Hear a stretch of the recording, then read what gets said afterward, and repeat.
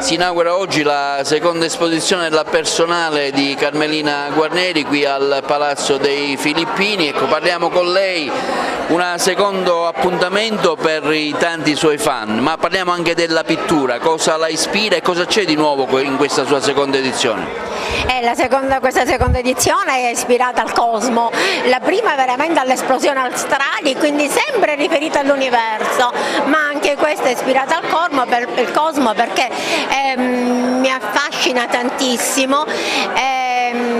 Sono ispirata più che altro in questa tipologia alla space art, quella diciamo dell'America, dove ci sono, non c'è uno stile ben preciso, è uno stile informale, va bene, dove c'è tutto, c'è l'impressionismo, c'è l'immagine reale e quant'altro, e naturalmente io mi avvalgo di quello che vedo, delle immagini che vengono trasmesse attraverso il telescopio, di vari telescopi, ma soprattutto quello Hubble, che vengono dati anche sui nostri su internet e variame, li guardo e poi li faccio me li interiorizzo, e naturalmente poi i colori sono quelli che do io, quindi traendo ispirazione da queste figure spettacolari, ogni giorno se ne scopre di nuove e l'astronomia è una materia affascinante,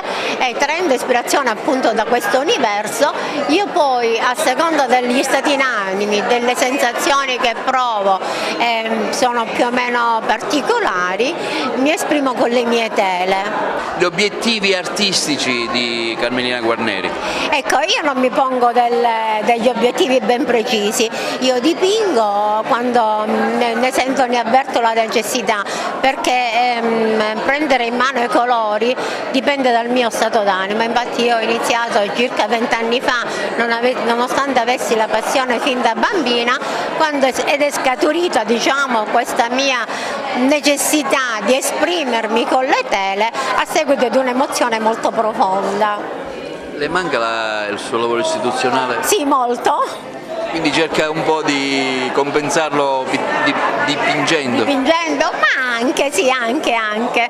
Una valutazione di questa mostra di pittura della collega Carmelina Guarneri, lei ha ritenuto di essere presente a questo evento? Certamente, intanto per l'importanza dell'evento in sé e poi per il legame d'amicizia che mi lega alla collega, quindi è un momento in cui volentieri partecipiamo e rendiamo omaggio a Carmelina Guarneri in occasione di questa importante esibizione nel centro di Agrigento. Dal mio punto di vista è veramente un piacere, io ovviamente faccio un altro mestiere, ma apprezzo l'arte nelle sue varie espressioni, e questa espressione artistica di Carmelina Guarneri ha la prerogativa di collocare la pittura in un momento che precede lo sguardo.